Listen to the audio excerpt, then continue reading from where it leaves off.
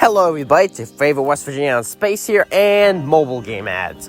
I tell you, they're getting somehow more prevalent and worse. I mean, not quite as bad as Old Spice ads, but they have definitely gotten worse over time, and the games behind them haven't exactly gotten better.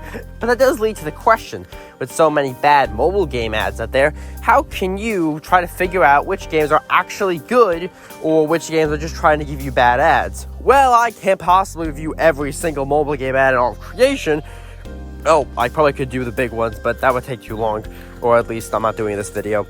But what I can do is give you some tips, especially because I do know a few things about game development that should help you be able to easily discern if a mobile game ad is bad. Now, this is an absolute guarantee of every single variety, but it should allow you to get an idea, especially since so many video game reviewers are bought off to, basically promote these games, but they lie. But so, let me give you a helping hand on deciphering the good ones from the bad ones. One of the first things I think is a good sign is what I like to call weirdly simple gameplay. Now, a lot of games are built on very simple foundations, like Mario's jump being pretty much the basis behind the entire Mario franchise, or really most platformers. A lot of video games rely on very simple, easy to understand elements that are just made more complex by situations. But I'm talking stuff like, are you going to take this obvious option that will let you win, or this option that won't let you win? Why are you gonna choose? There's no choice, it's just do.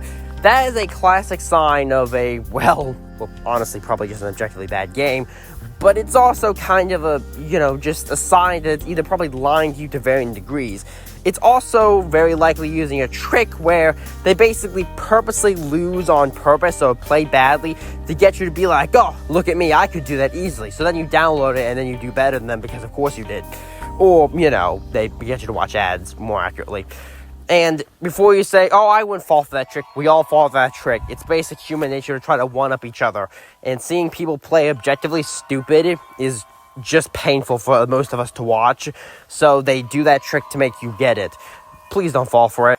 Another thing that I think is a good sign is what I like to call faction dissing, or what could be described as a game purposely seemingly shooting down certain factions just to kind of get an appeal bonus. There's a few games where they have an orc faction or something, and then it's look, big, look, you think the elves are good, but then the orcs are actually better kind of deal. There's a few variations of this.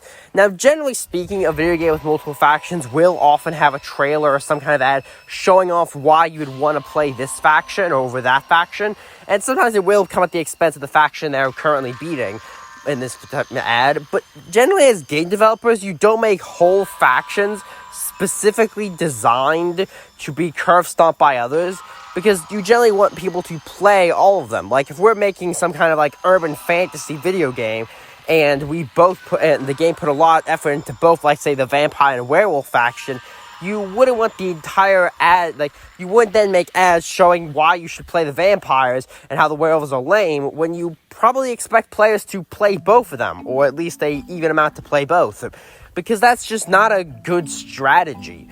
Because why would you shoot down something you probably find cool? If we make a game about warring wizard factions, we presumably think all factions would be fun and playable. So why would we purposely shoot some down when it doesn't make sense? Mild exceptions can be, of course, for if it's once again clearly everyone gets their turn in the spotlight, or if some are kind of supposed to be the bad guys. Sometimes that happens. But in video games, usually the evil faction is also supposed to be cool and fun, and you want to play them too. For example, Nod isn't portrayed as incompetent losers. You want to play Nod because Nod is cool. Kane is cool. So is the GDI, but you also want to play Nod because they are cool. They're not lame, because why would you play a lame faction? Just stuff like that happens a lot, and it's a good sign that either the developers are having some weird priorities or something fishy's going on. More accurately, they're probably trying to play on your emotions. Another way bad mobile games tend to suck you in is basically by having hot people on it. You may say, well, what kind of person would download a game just because of some hot women or men? My response is, a lot of people. That's why it works. Now, a lot of video games use this tactic. A lot of videos use this tactic. Heck, I'll probably have something on the thumbnail just to encourage you to click on it. A lot of things use it. but it's also kind of obvious when it's sometimes the only thing they're working off of. And this does have a spectrum. One, it's just, oh, look, we have attractive people, please play our game. And then there's also stuff where it's clearly pandering to, like, a fetish or something. I'm looking at you, butt implant game. I can see you a mile away. You've literally eclipsed the universe.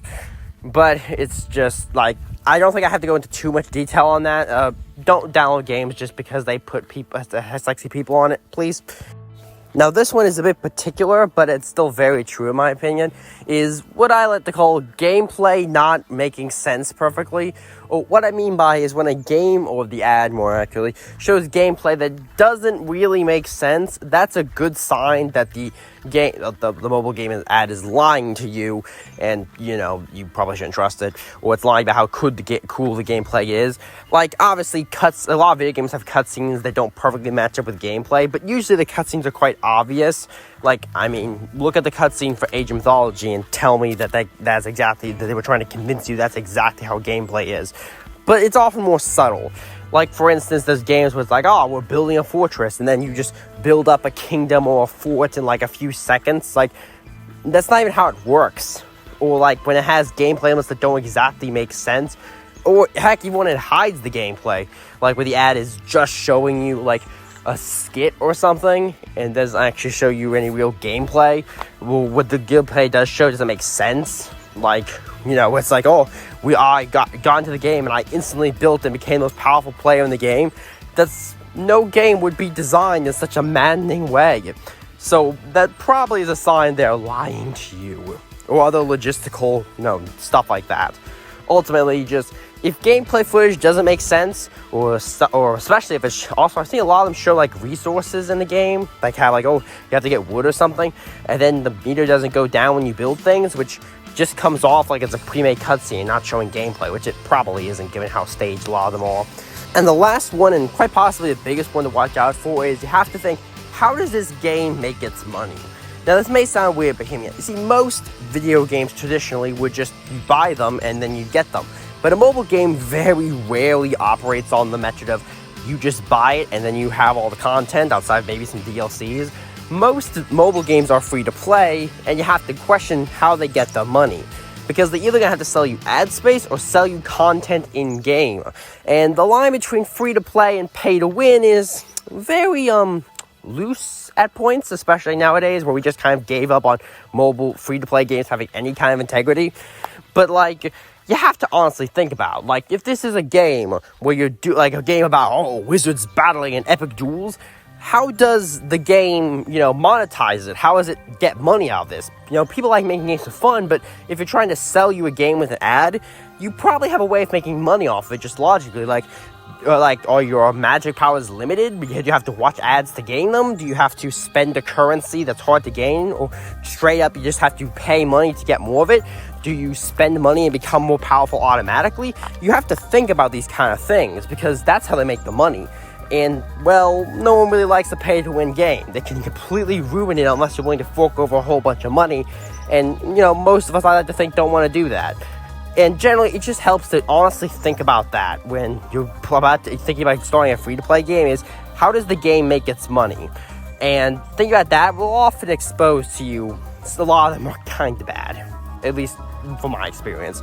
But anyway, that's my little tips and tricks for trying to figure out if a mobile game is actually really just a really bad thing. Or buy just a bad game, or the mobile game is lying to you. Ultimately, it's not a foolproof guarantee, but I think it should help you in this day and age. And ultimately, I hope it does. I hope you have a good day, and I'll see you all next time. Yeah? Hey, why don't you hit that sub button? You're gonna become a subscribble. Get to see my content quicker. Wouldn't that be nice? I bet so.